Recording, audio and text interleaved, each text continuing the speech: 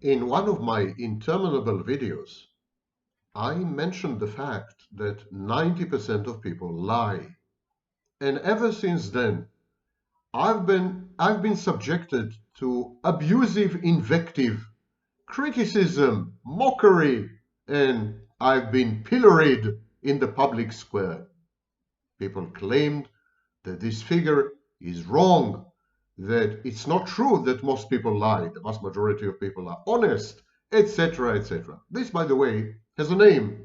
It's known as a variant of the Bayes rate fallacy. I will not go into it. The fact that people instantaneously trust the veracity and the honesty of other people and their statements.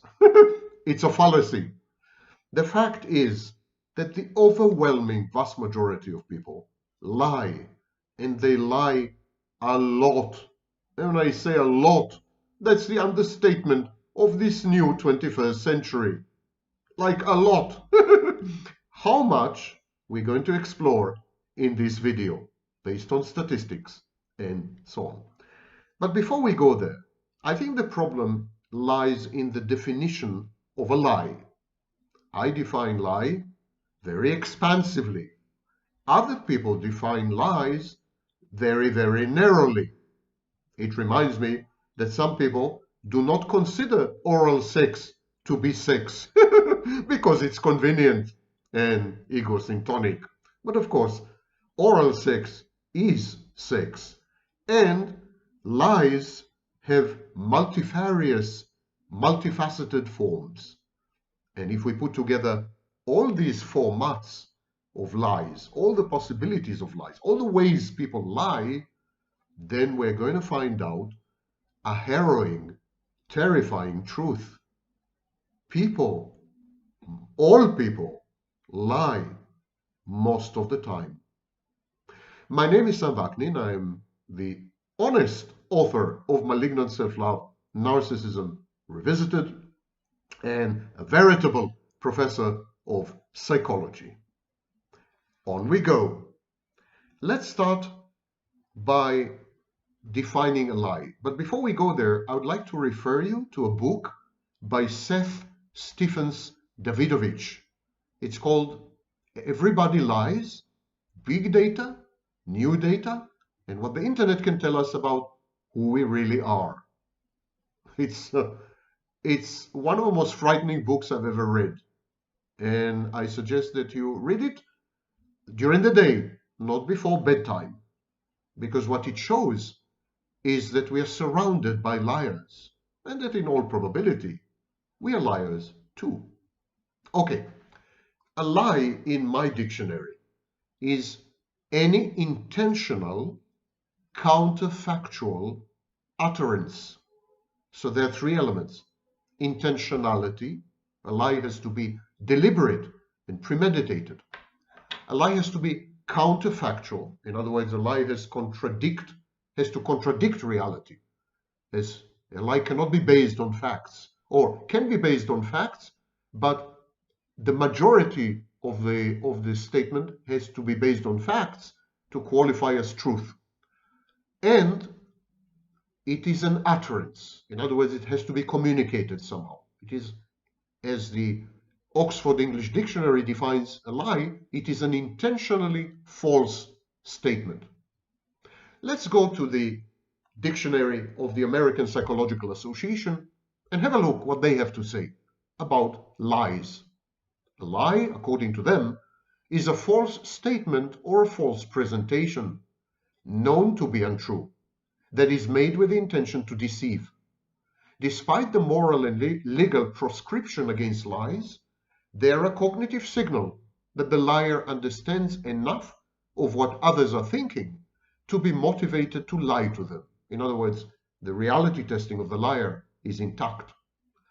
In children, continues the definition, in children, acquiring an understanding of this sort represents a cognitive milestone, usually reached around age 3. It's a part of theory of mind. In other words, when children understand the difference between lie and truth, that indicates that they have a theory of mind. At that stage, a child's initial lies tend to be indiscriminate. They are not yet aware of the moral qualms associated with lying. By age 4, children can reliably tell the difference between harmful lies and white lies, and they stop lying indiscriminately. As they grow older, their lying becomes more sophisticated, in other words, more plausible, a social skill that is influenced by their particular culture, which plays a pivotal role in determining how they lie and when they feel it is appropriate to lie. There's a distinction between lie and fabrication. Fabrication is the act of concocting or inventing a whole or part of a story, often with the intention to deceive. Now, the second half of this video deals with the typology of lies. There are many types of lies, but I'll mention the motivations. So, some of us lie because it's polite, it's good manners to lie. And some of us lie in order to prevent a continuation of the conversation. So, for example, I ask you, how are you? And you say, I'm well, even if you have suicidal ideation. That's a lie. And the intention is to cut the conversation in the bud and not to allow it to proceed or to develop. Another motivation to lie is protectiveness, the wish to protect someone or someone's feelings, to avoid hurting the feelings of people, to avoid shame and humiliation. In other words, you lie in order to hide something about yourself that is either disgraceful or inferior, and to prevent the sensation of shame and humiliation that are attendant upon exposure. Another reason to lie is to avoid inconvenience or friction in social settings. These are known as white lies. Then there is the self-enhancing lie, self-enhancement, when a person is insecure or grandiose, like the narcissist, and so on and so forth. This kind of person is likely to lie in order to self-enhance, to buttress and maintain an inflated, fantastic sense of the self-concept, which is divorced from reality. The next reason, the next motivation to lie is to manipulate people and gaslight them. Psychopaths do that. These are psychopathic lies in the majority of cases. Another reason to lie is to avoid the consequences of your actions. So criminals lie a lot. Lies reflect biases and prejudices. You're far more likely to lie if the lie aligns with or tallies with your bias or your prejudice. Lies also emanate from the issue of ignorance. Ignorant people are more likely to lie than educated people because they have to resort to lying in order to pretend to be knowledgeable or in order to regain a sense of safety in an environment which is largely incomprehensible. That's precisely the reason why artificial intelligence lies all the time. This is known as hallucination in artificial intelligence. Artificial intelligence bots and artificial intelligence apps lie when they don't know the answer. Lying is connected sometimes to cognitive distortions. So if you misperceive reality, if you have an impaired reality testing, or if your cognition is distorted somehow, and that applies to affect as well, affective distortions. Whenever there's a distortion, your statements, your utterances, your speech acts could become counterfactual because you are to some extent detached from reality, or you misperceive and misinterpret reality. You have a hermeneutic deficit. You're very likely to make statements which are wrong, which are not true. And of course, many people would perceive this as lying. This is what happens with the narcissist. The narcissist rarely lies or gaslights. He simply believes his own confabulations and his own fantasies. Narcissist is unable to tell the difference between reality and fantasy. And so many of the things the narcissist says fly in the face of evidence to the contrary. And yet the narcissist is insistent upon the veracity of his counterfactual statements.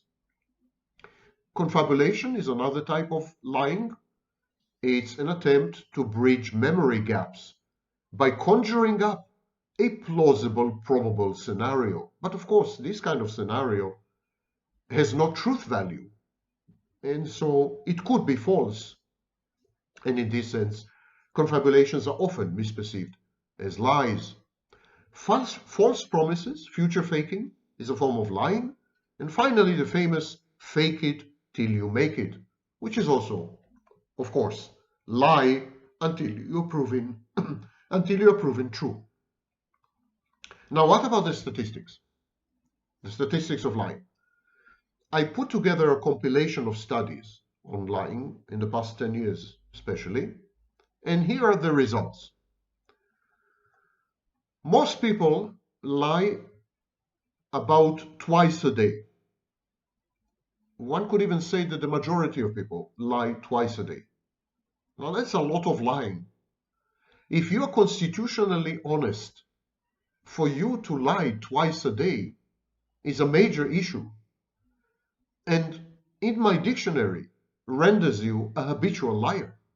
It's not pathological liar, it's not compulsive, but you are not averse to using lies as an instrument, to instrumentalizing and weaponizing lies.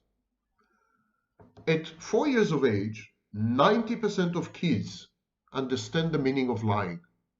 According to research, about 60% of people 18 years and older are incapable of having a conversation without lying once every 10 minutes. 60% of people, adults, lie once every 10 minutes in a conversation. On average, 3 lies are told by adults every 10 minutes. Can you digest this? Parents are the primary victims of lying, with 86% of lies told to parents by their children, regardless of the age of their children, by the way. Second to parents are friends and individuals who are lied to 75% of the time. We lie to friends and others 75% of the time. These are statistics from studies, hundreds of studies, by the way. Siblings are the third most lied to, accounting for 73% of the victims of lying. The fourth most lied to group are spouses, who are victims of lying 69% of the time. Lying ties in with behaviors such as cheating, infidelity, and other forms of betrayal. Online lies are most often seen on dating sites, where 90% of the participants engage in untruthfulness. 40% of lies are seen on resumes and bios and CVs. On a daily occurrence, there are 12% of people, adults, I'm talking about people 18 and older, 12% of people who lie sometimes or quite often. On occasion, 80% of women tell half-truths. On CVs and resumes, at least 31% of people lie extensively. Doctors are often victims of lying, where 13% of patients admit to lying when talking to their physicians. This could be from small lies, like how many times did you take this medication, to big lies, like how do you feel? And this applies even more so in therapy, psychotherapy, although I couldn't find data. I believe that people lie in psychotherapy even more than they do in the physician's office. Now, again, it depends on the definition of a lie. If your definition is extremely narrow, then of course the figures you would get would be entirely different. But what about stretching the truth? Stretching the truth is considered a form of lying, and it is committed by 32% of all patients at hospitals and healthcare centers. 30% of patients have lied about their exercise routine, smoking, and food eating habits. On average, 6 lies are made to supervisors, partners, spouses, and workmates every day. Everyone tells 6 lies every day. Every day, women tell 3 lies to their partners, supervisors, and co-workers. So women lie a bit less than men, contrary to the stereotype, by the way. Lying on a phone call during a voice chat, for example, is 70% more likely. So, in a face-to-face chat, the number of lies is 2/3 the number of lies on via electronic means. If you're face-to-face with me, you're likely to tell about 2 to 6 lies depending on the context. But if we are talking via a computer or via smartphone using apps, you are likely to lie to me almost twice as much. 10% of all lies can be defined as exaggerations, but 60% of all lies are definitely premeditated and deceptive. Of all liars, 70% claim to be willing to do so again. Every week, every single American, adult American, tells 11 lies. There was a study of 11,336 lies told by 630. There was a study of 11, you see, and it's not a lie. There was a study of 11,366 lies told by 632 people over 91 days. 75% of these people lied between 0 to 2 times per day. 6% of the participants had low lying levels, which means that 94% had high lying levels.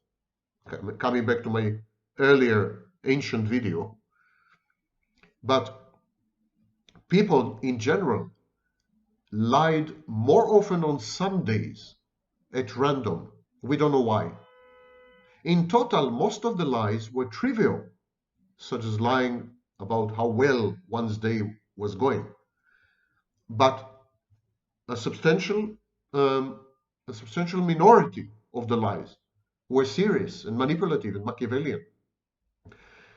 In another study, lies were studied over a brief period. The variety of people's lies tended to fluctuate. People that lie more often show greater variation than those who lie less often. The top 1% of all liars lied 17 times each day, and these people had the most variance. There's an open question, by the way.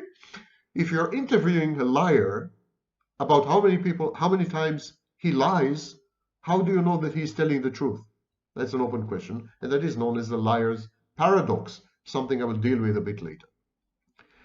The participants with little variance were the 1% with nearly 0 instances of lying, but not 0. 21% of people lie to avoid being around other people. 20% of people lie in order to be humorous, such as when telling a joke or making a prank. Self-protection is the reason for 14% of people who lie. 13% of liars do so in order to make a good impression on others or to appear more favorable to other people. 11% of liars do it in order to protect someone else. Personal gain or benefits are the reason that 9% of people tell lies. 2% of liars do it with the sole intent to hurt someone else. 5% of liars are unspecified, doing it for no apparent reason. I would like to add to this that some liars lie because it's exciting, it is thrilling, and it involves risk. They are risk takers. These would tend to be the antisocial or psychopathic liars. So, in all this avalanche of statistics, how often do people lie? In one survey, one of the biggest, 75% of participants admitted to lying 2 times a day, which is not a small number. During communication, 7% of the communication consisted of lying, but only 10% of this were major lies. 90% of the time, the lies were white. But remember, 75% of people lie at least twice a day. Does everyone lie? Yes, the answer is everyone lies. Between the ages of 2 and 3 years, the average ages for which a child tells the first lie, lies are much more common and actually constitute the bulk of the communication. When you meet someone for the first time, this person is likely to lie to you at least twice or 3 times within the first 10 minutes. I'm repeating this shocking number.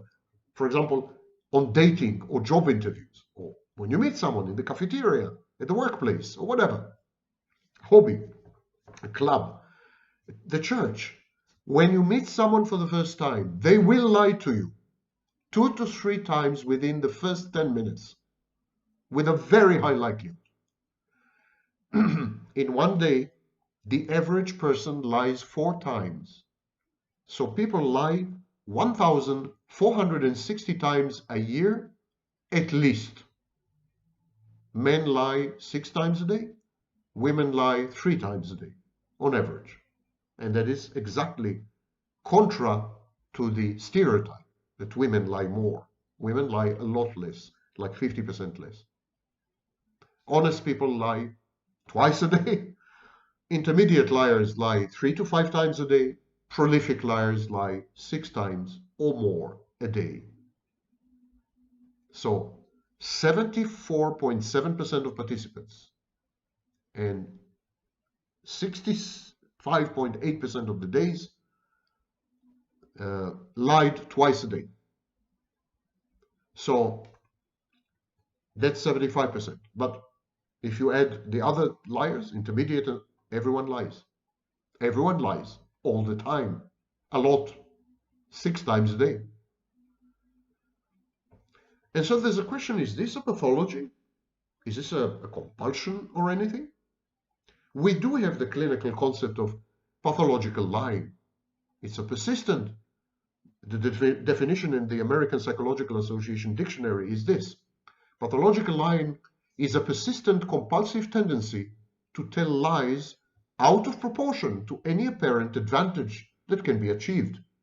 This often occurs among people with alcohol dependence or brain damage, but it is most common among individuals with antisocial personality disorder.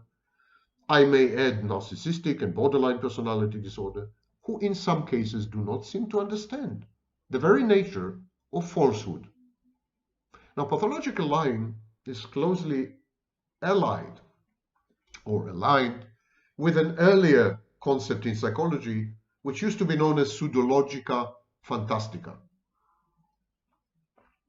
Pseudologia fantastica at the time was perceived as a clinical syndrome, and it involved elaborate fabrications concocted to impress other people, to get out of an awkward situation, or to give the individual an ego boost. So pseudologia fantastica is very common in narcissistic personality disorder. So it's not confabulation. Unlike the fictions of confabulation, the fantasies in pseudologia fantastica are believed, actually. And they're believed, but then they're dropped as soon as they're contradicted by evidence.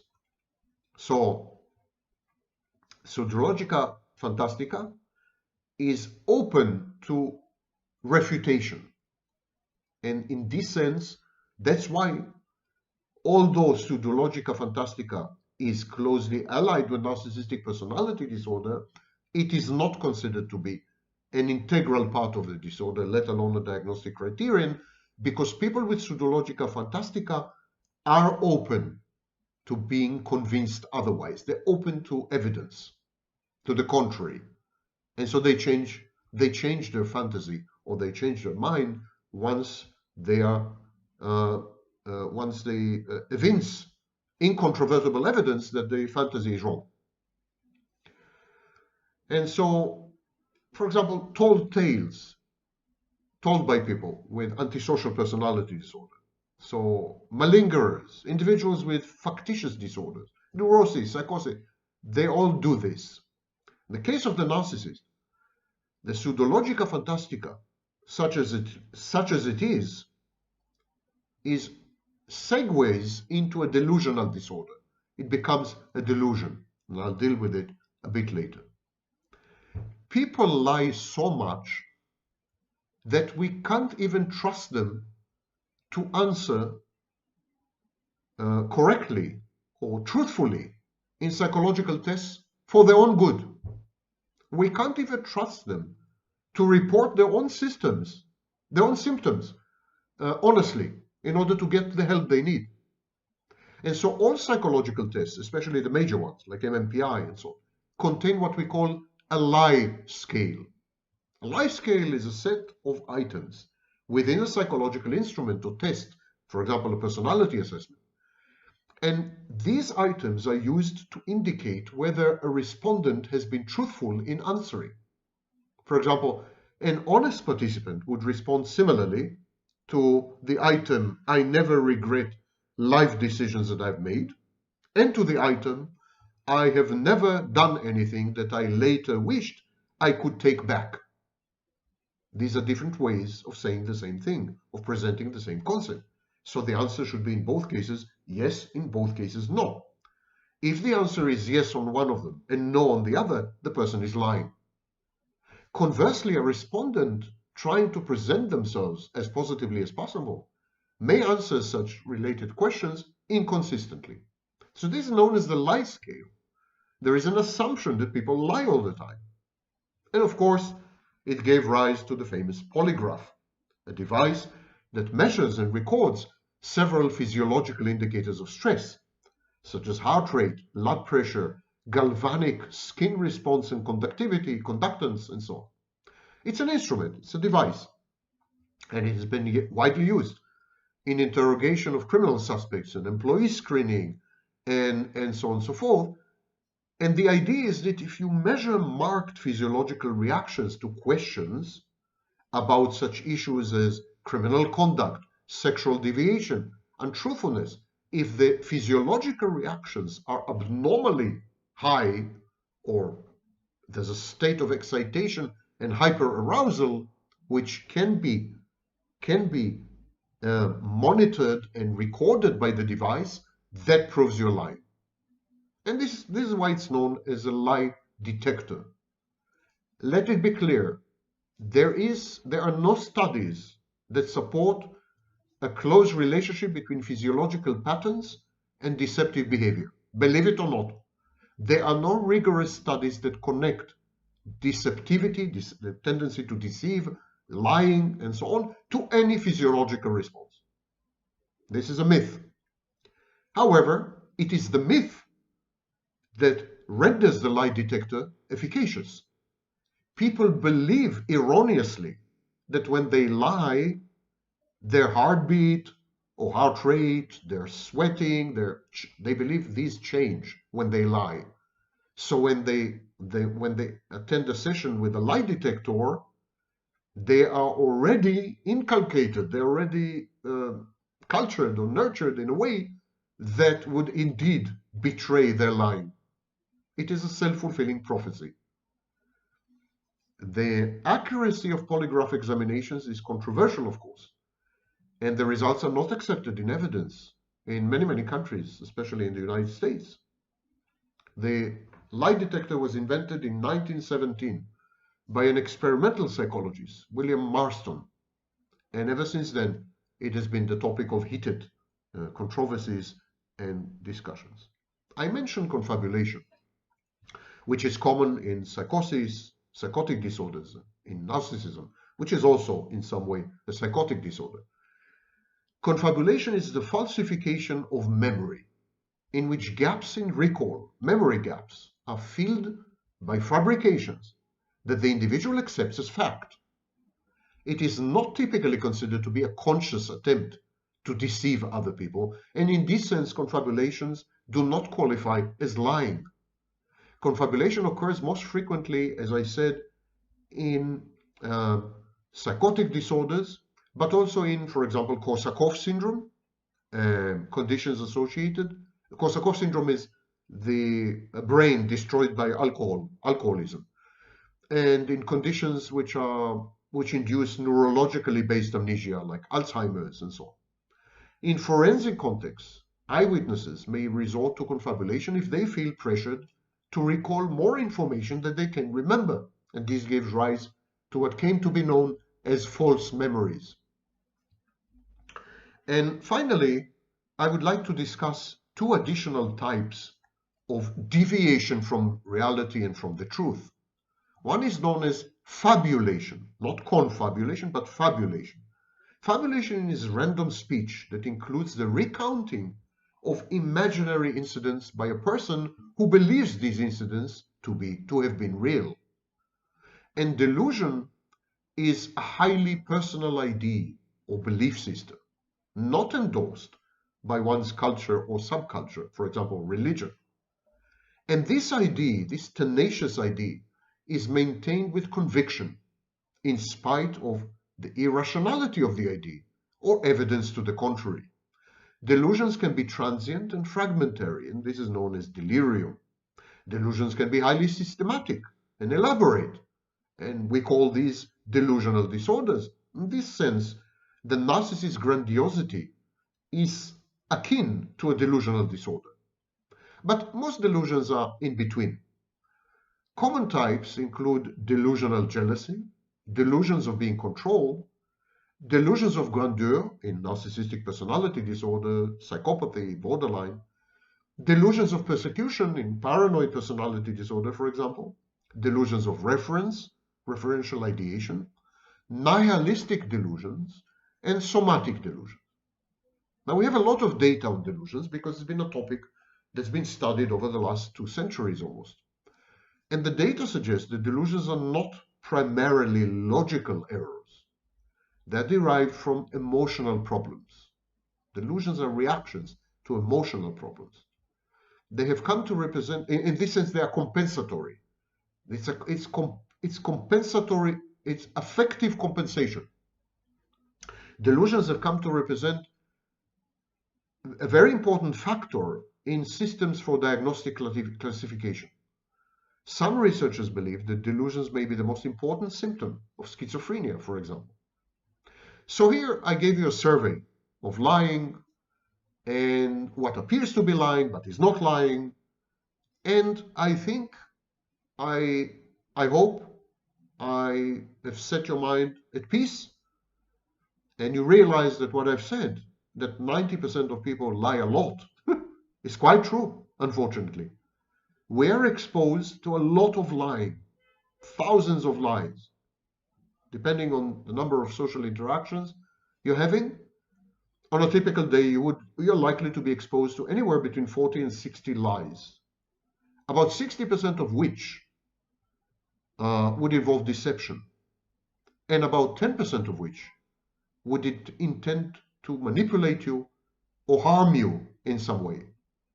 That is a truly terrifying picture, and it is the truth.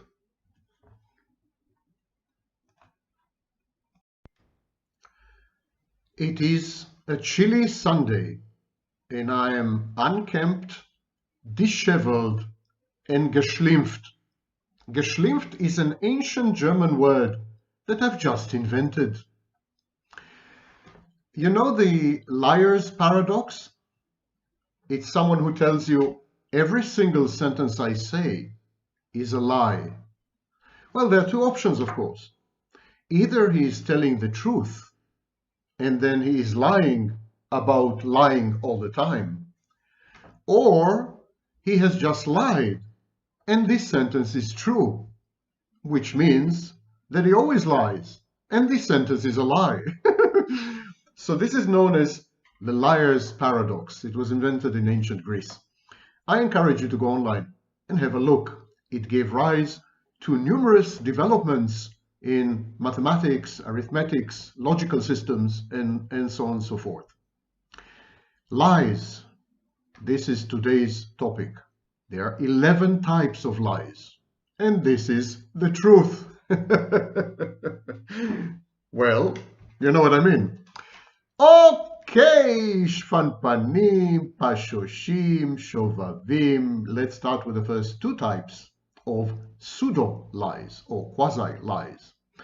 I don't think these are actually lies. I think there are only 9 types of pure, unadulterated lies.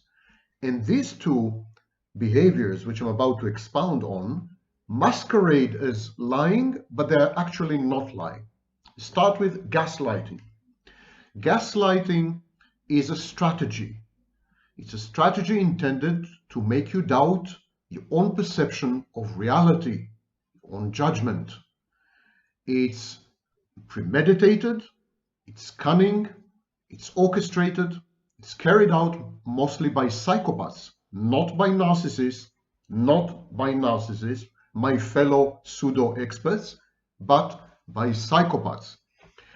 Gaslighting is about disorienting you, disorientation, dislocation, inability to tell apart internal and external reality, confusion as to what is really happening, a impairment of reality testing.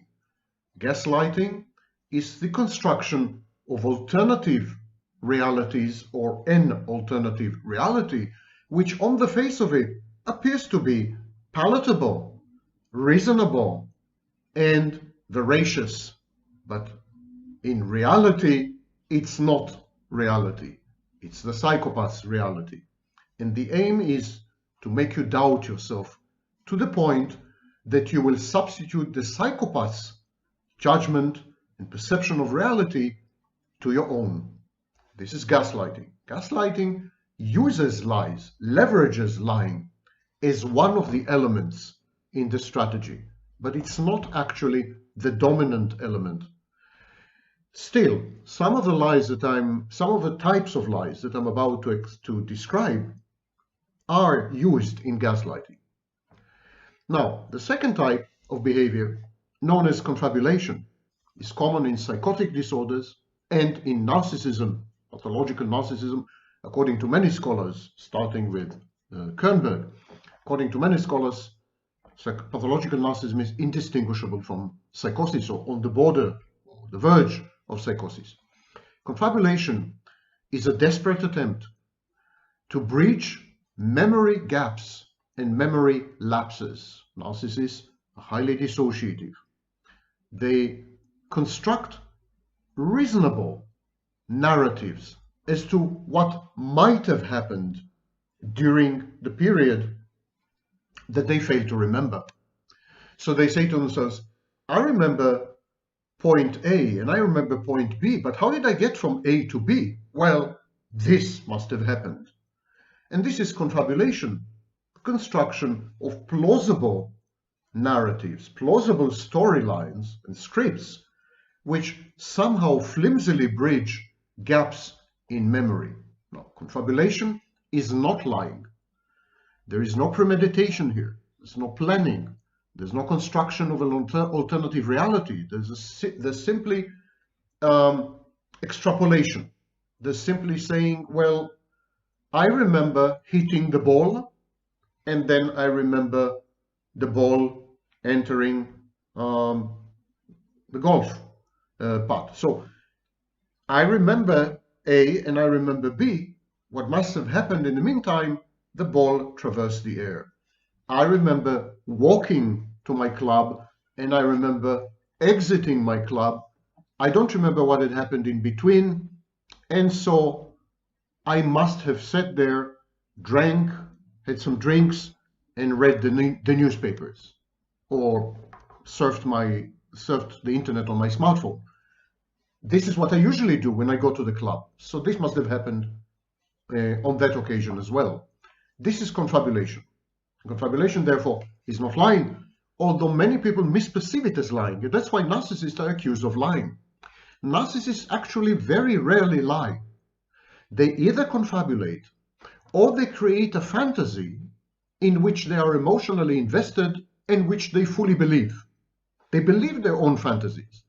They believe their own daydreaming. They believe their own confabulations. Narcissists are no longer with us. They have a fantasy defense gone awry. They're taken over by a dreamlike state. So narcissistic confabulation, narcissistic fantasy, shared fantasy, they're not forms of lying. Narcissists do not future fake. Psychopaths future fake. Narcissists believe their own promises about the future. They are firmly ensconced in their fantasy. They say, this is going to happen. This is going to happen for sure. I'm going to do it 1,000,000%. There's no doubt in my mind that I'm committed to this course of action. The psychopath, of course, knowingly and intentionally misleads you. Psychopath is goal-oriented. He wants something from you. So he fakes the future. He wants your money, for example. He tells you he's going to marry you because he wants your money.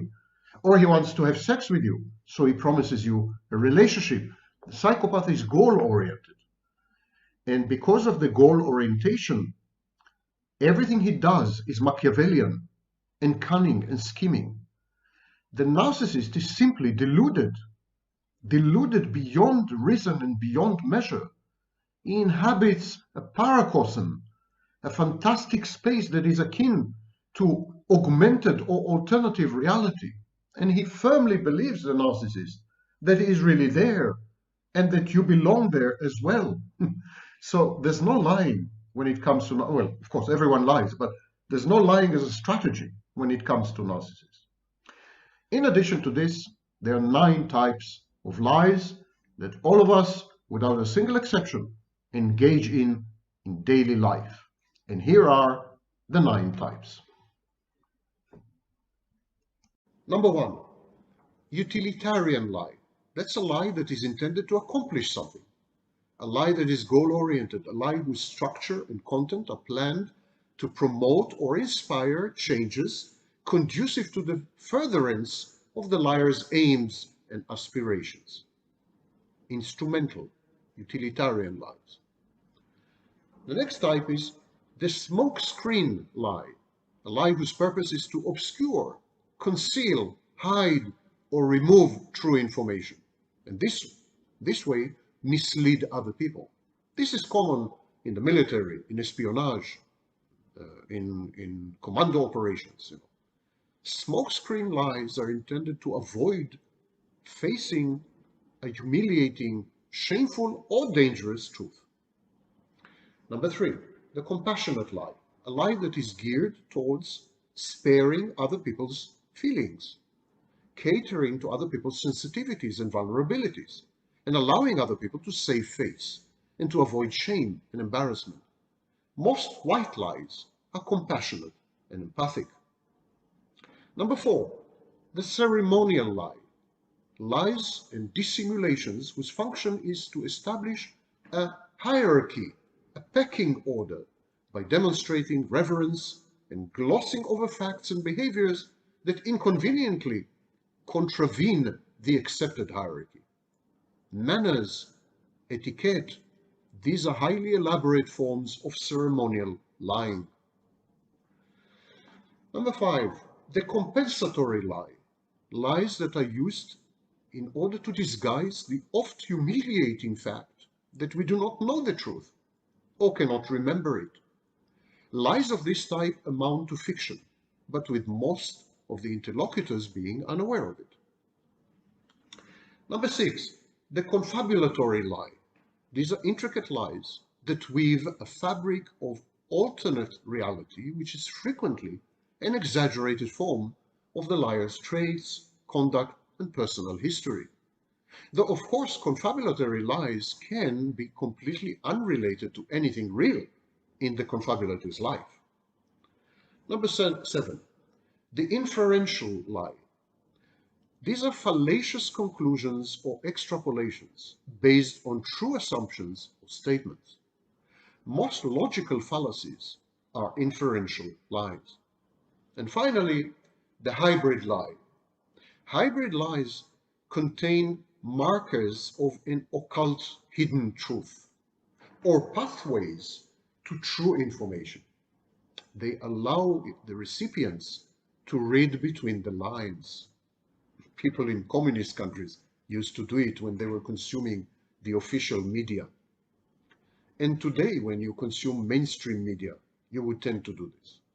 Hybrid lies are common in authoritarian and totalitarian regimes, or when there is a monopoly of groupthink and individuals are not allowed to think for themselves. Pathological lying is a pernicious phenomenon, regrettably all too common. We need to accept that with the emergence of mass media, and especially social media, lying has been legitimized as a form of art. And so maybe we need to add a ninth type of lie, the artistic lie, the self-fashioning life, the self-reinvention lie, the I wish I were like that lie, the fantasy type lie, the lies that are common on social media, the lies which reflect suppressed wishes, frustrations, hopes, and the sadness and tragedy of coming short.